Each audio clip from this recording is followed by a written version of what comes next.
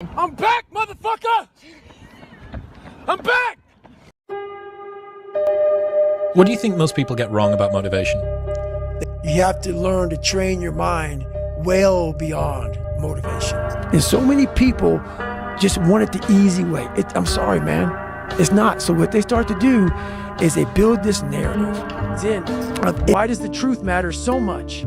Because without truth, you have no foundation.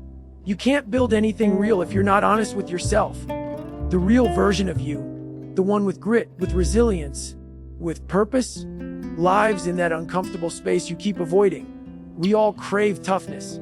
We want to be strong, to be unbreakable, but we search for it in all the wrong places.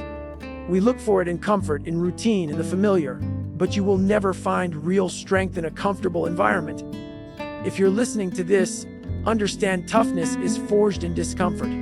You only find it when you throw yourself into situations that make you feel lost, overwhelmed, out of your depth.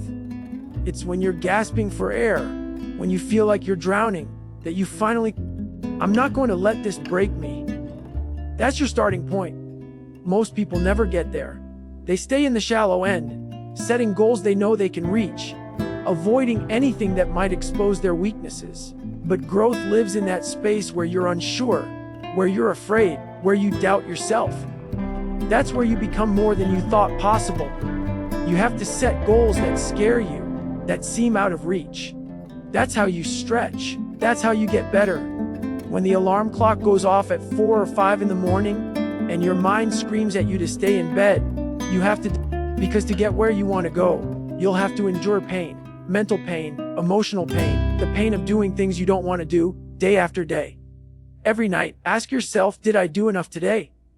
Did I push myself? Did I move forward? And when you do this over and over, it becomes second nature. It becomes who you are.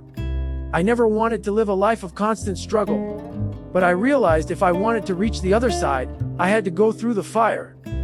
If you really want something, you have to understand the difference between trying and truly committing.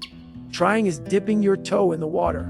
Commitment is diving in, knowing you might sink, but refusing to quit. Strip away your phone, your computer, all the distractions of modern life, and what's left? Just you and your thoughts.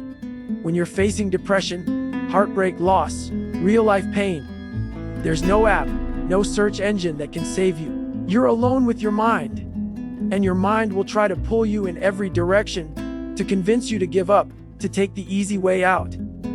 If you don't learn to control your mind, it will control you. You have to be the one steering the ship, telling your brain where you want to go, how you want to get there. If you don't, it's game over. All I knew back then was hard work. I wasn't the smartest. I wasn't the most talented, but I could outwork anyone. When that didn't work, I wrote it out by hand. I kept going back over and over until my mind finally gave in and said, all right, he's not gonna stop. We'll figure it out. It wasn't about trying one more time. It was about refusing to give myself an out. The alarm would go off and I'd get up. I couldn't read well. I'd keep reading. I gave myself no escape route. Eventually, my mind adapted. It realized quitting wasn't an option, so it found a way.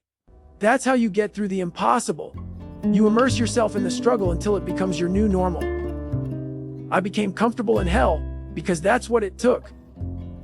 I remember watching a segment on Navy, but I watched these guys push themselves to the brink, and I saw some of them quit. At the end, there were 22 left, and the commanding officer gave this powerful speech. I started visualizing myself as the 23rd guy, sitting there with them. I thought, if I could feel what they feel, it would change my life.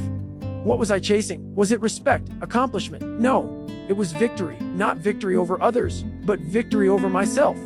I wanted to know I could go the distance. My whole life, whenever things got hard, I quit. I wanted to break that cycle. I wanted to finish, to prove to myself that I could endure. That feeling, just finishing, just not quitting, became my definition of victory. And something shifted. Just by putting myself in the fight, by showing up I realized that every time I went to war with myself, every time I faced down an obstacle that seemed insurmountable, I was growing. I was moving forward. If you look at your life and think, I'm broken, but I'm still here. I'm still fighting. That's power. That's where you find yourself.